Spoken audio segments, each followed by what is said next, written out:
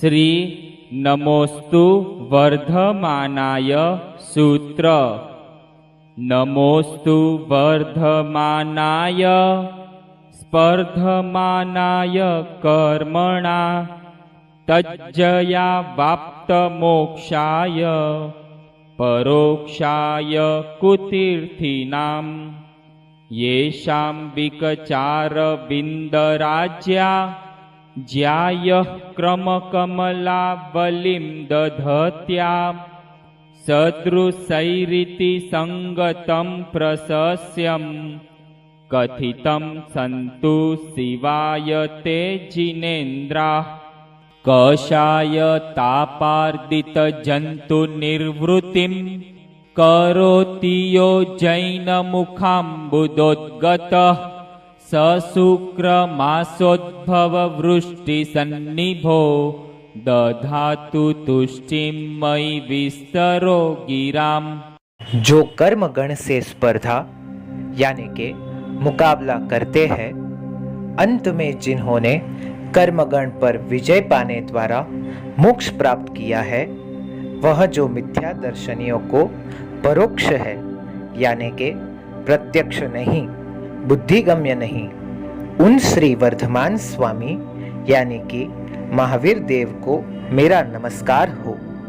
जिनके उत्तम चरण कमल की श्रेणी को धारण करने वाली विकस्वर कमल पंक्ति ने मानो कहा कि समानों के साथ संगति प्रशस्य है, वे जिनेन्द्र भगवान निरुपद्रवता यानी के कल्याण मोक्ष के लिए हो।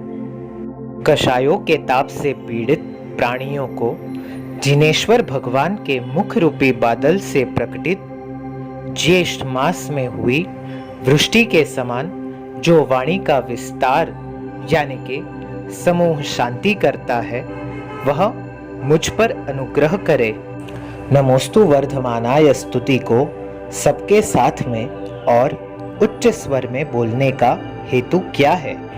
कृतज्ञों का ऐसा व्यवहार दिखता है कि उचित कार्य निर्विघ्न संपन्न होते ही श्री देव गुरु की स्तुति करनी।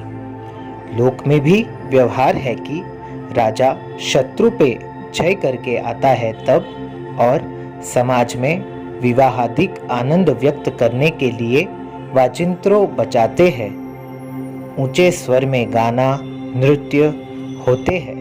वैसे ही यहाँ वर्धमान स्वर में यानी कि वर्धमान बढ़ते अक्षर वाले ऐसे ऊंचे स्वर में बोला जाता है। यह सूत्र कैसे बोला जाता है? यह सूत्र की 3 स्तुति है।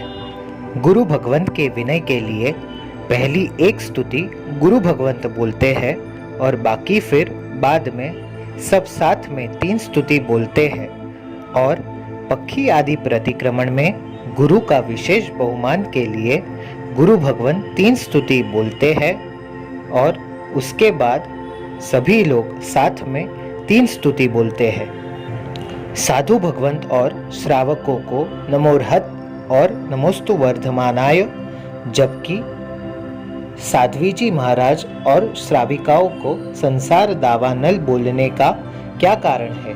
यह सूत्र पूर्व में से निकाला हुआ है और स्त्रियों को दृष्टिवाद आदि पूर्वों के सूत्र पढ़ने का अधिकार नहीं है, इसीलिए उनके लिए संसार दावानल बुलाया जाता है।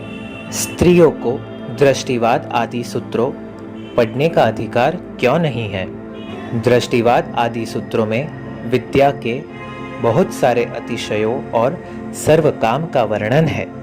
स्त्रियों का स्वभाव तुच्छ, अल्प सत्व वाला, अल्प रुद्धि में भी बहुत अभिमान करने वाला होता है, धीरज बिना की होती है। इसीलिए उत्थान, समुत्थान श्रुत, अरुणोपपात, वर्णोपपात आदि अध्ययनों और दृष्टिवाद आदि सूत्र स्त्रियों को पढ़ाए नहीं जाते हैं। ऐसे वीडियो हमारे चैनल पर आते रहेंगे। देखने के लिए चैनल को सब्सक्राइब कीजिए और बेल आइकन प्रेस कीजिए।